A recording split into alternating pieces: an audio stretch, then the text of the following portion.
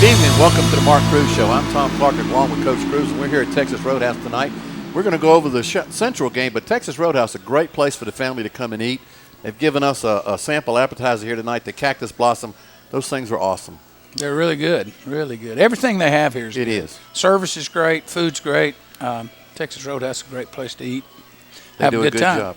Well, listen, give us a quick insight into the Central Brookwood game, Coach, before we go to the highlights. Well, Central is another one of our neighbors, right down kind of on the Lawrenceville end of Five Forks Trickham, and we've had some great football games with them over the years, and over the last few years, you know, they're becoming more and more competitive, and you know, it's a great another great neighborhood rivalry with our buddies from Lawrenceville, and you know, our kids are always excited about playing that game. Well, good. Well, let's get right into the highlights of the Central Brookwood game. Josh Brown does a good job of forcing the ball back inside to the linebackers right there, and then I think that was Liam Trainer that kind of jarred the ball loose, and we start the game with a 3 and out, which is always a good thing for the defense. We put in another little wrinkle here. This is the dash sweep out of the wing set, and Jamal did a really good job of carrying the ball there a couple of times and flipping the field, and then the Zach Moon to Kai Priester on 4th down puts us ahead 7, along with Brandon Morrow's kick and Joey McLean's hold. Got to give Travis Farmer credit for being the snapper on our extra point field goals and punts as well. He's doing an outstanding job. You always kind of hold your breath a little bit when those guys are out there. They always kind of worried about, you know, bad snaps and all that kind of thing, and those guys have been a very efficient group. Well, the ball's got to get to the holder and the kicker to have a play. That's right. People always sort of blame the kicker, you know, if he doesn't make it, but there's a lot of ingredients that go into being a successful field goal and extra point team. They punted the ball so short that it was hard to field, and then all of a sudden they get a good roll out of it. And we went to a little wildcat set with Jamal and picked up 5 or 6, and just not enough for the first down right there. We come off the edge with the linebacker, and once again, DeQuan Joy does a good job. DeQuan's coming along and becoming better and better each week. You know, the more he learns about what he's doing, this is the better he gets. This is a little quick screen to the split end. Kai Priester got picked up about 11 yards and come back, and what a good throw there. They try to bracket Kai, obviously, as their you know, they're trying to take that receiver away from us, and the ball was stuck right in between the two on the curl, and big first down. And then you know, it's another instance of those guys being very vulnerable on the pass, and they've got 8 or 9 people in the box trying to stop us from running the football. And so, just like we talked about in the Decula game and a little bit in the Shiloh game, you got to be able to convert and throw play action passes and be able to, you know, you got to make those guys play pass defense like they should. And what a good job by Josh Moore putting pressure on the guy that was catching the ball, and Josh Brown carries the ball on the reverse or the short trap to the quick side there, and gets us down to the 1-yard line, and Jamal carries the ball in for the touchdown. I think Jamal had 29 carries in this game for about 130 yards and 2 touchdowns. So Jamal had one of his best games in the last few weeks. What a big hit there by Josh Brown. You know, that's one of those kind of things that sort of opens up the game a little bit. You got them backed up and get a big hit, and then the ball hits the ground and takes a bounce for 15 or 20 yards of extra field position. We come back and throw the wheel again. We hit that ball against Parkview. We hit the ball a couple of times against Shiloh, and then we just barely overthrew that one. And once again, I made the comment after the game. I'm sure a lot of people saw it, especially people from Central saw it, when I said we had a great chance to be ahead 35-0 at halftime. And I said, you know, we hit a couple of long, deep balls. and got 14 points, but we missed 2 or 3 others. I certainly meant them no disrespect. It was just, we missed 2 or 3 deep balls because we were trying to take advantage of those guys having them all up in there. And my point was, if we had caught those balls, right, we had a great chance to be 2 or 3 more touchdowns ahead. But instead, we're up 14, and as I tell our kids, we're sort of letting them hang around. We need to, go out there and snuff them out and do a good job on defense and get the ball back. Kind of a call there on Josh on 3rd down, and sometimes you make a little contact and it looks worse than it is, but they made the call, and there you go again. If you could pause that and stop it on the pre-snap, you'd have. There's another one of those. There's another one of those long balls that right, were just inches away from having a chance to finish. And if we hit any of those, it's 14, then 21, then 28. If you can say that all night long, I guess. But you got to convert. You got to make those plays. And then once again we let them get out there, and when we should be shutting them down on defense, we got guys that we don't tackle very well. We got him hemmed up for no gain, and he gains 10 or 15 yards after the contact. We work every day. Good job there by Hobby McCain. Got his hand on the ball and just tipped it up in the air. I mean, the guy's in the right place at the right time. He gets his hand on the ball, and they end up kind of getting a fluke touchdown right there when we had a great chance for an interception. So, which puts us up at tie 14-14 at the end of the first half.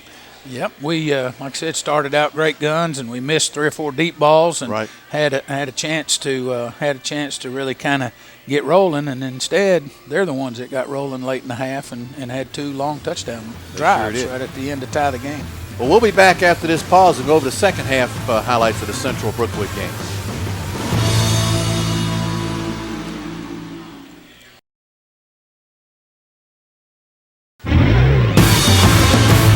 Welcome back to the Mark Cruz Show. This afternoon we're going over the Central Gwinnett Brookwood game. And before we get to the second half, Coach, we've been through 7 games this season. Give us sort of an update of the health status of the players and the team so far. Well, our training staff with Christina Vega and Jay Pearson. Jay's been with us since 1996 or 7.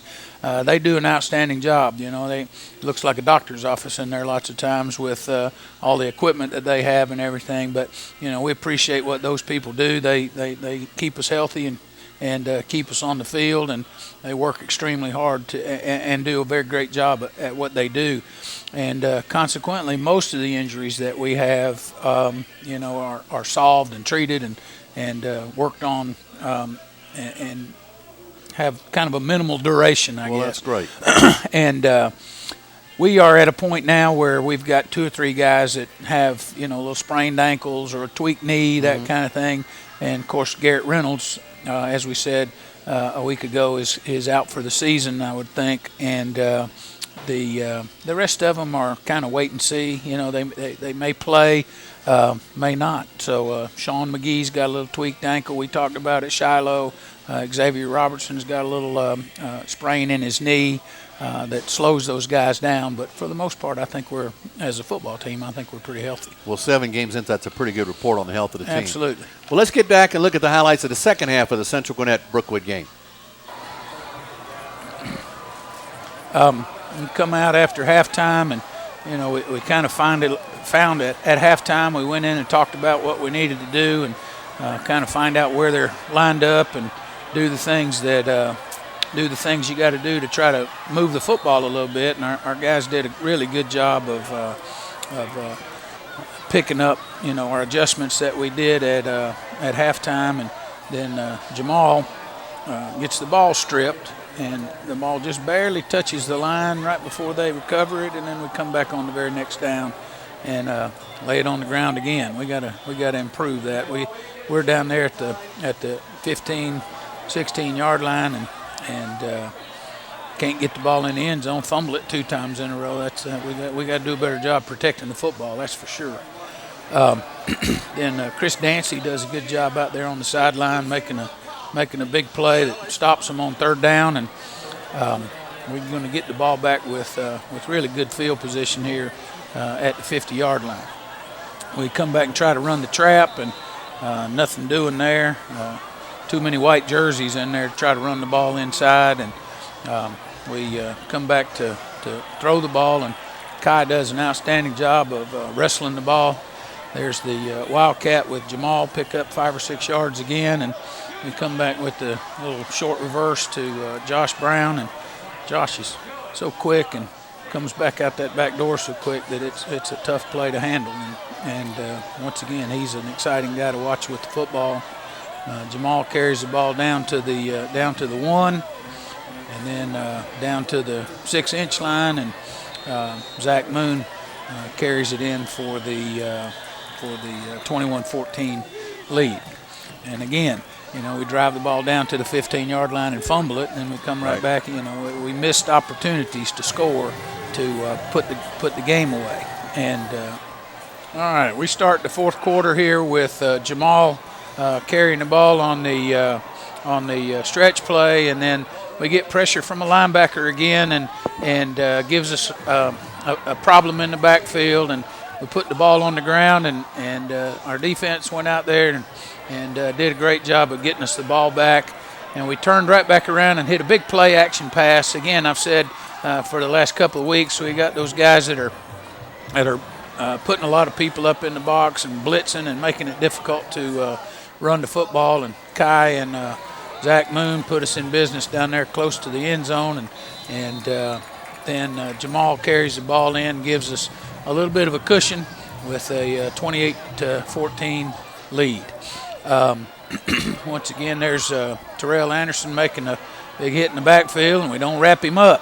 And then Tim Mercado and Afalabi knock him out of bounds over there, and our defense is stiffening a little bit. Josh Brown making the play on the sideline. Third down and long, and there's Daquan Joy. As I said a little while ago, Daquan is getting better and makes a good play there in the flat, and so we back him up on the big third down penalty, and here comes Jamal carrying the ball on the stretch. Come back, try to run the reverse, and don't get much, and we run an outcut, and Kai turns a first down into about a 70-yard touchdown. Big play, put us up 35, and now we got a little comfort zone, and we're playing well again on offense and doing a good job on. There's Josh Moore with a big sack there. Throw the ball backwards, and there's probably a little bigger play than it should have been, and we just didn't hem him up out there, and we let the quarterback get out of the pocket again. We got to do a better job of keeping the quarterback hemmed up. He goes one way and the end goes inside and lets him out of there. Those guys that have contain are going to have to do a better job of containing the quarterback. But we get the quarterback on a scramble, and Matt Price, who we've talked about for the last couple of weeks. Matt's earned some playing time, and he's doing an outstanding job for us. Had 2 interceptions a couple of weeks ago, and then returned the interception there for a big touchdown, and put us up 42-14. And then we get an opportunity here to let those goal team guys that we praise all the time get in the game and play, and those guys are out there playing hard and doing a great job, and they deserve their playing time, and they're doing a good job. And Joey McLean goes in and kills the clock to end the game 42-21.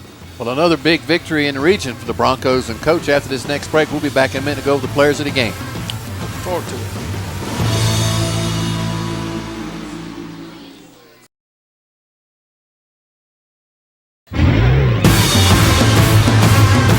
Well, that's the end of the review of the Central Gwinnett Brookwood game. Another region win for the Broncos, Coach, and well earned. And now let's get into the players of the game. Okay. Players of the game for the Central Gwinnett game are on offense, number 11, Kai Priester. Kai's having an outstanding season for us, doing a great job as a wide receiver. we completed 7 passes, and he caught all 7 of them for 13 or 14 yards and 2 touchdowns. So big night for Kai, and he's our offensive player this week. Our defensive player is a junior linebacker, Chris Dancy. Chris leads our team in tackles. I think he has close to 80 at this time, averaging about 10 a game, doing an outstanding job for us, and he's our defensive player this week. Our special teams player is Aaron Daniel.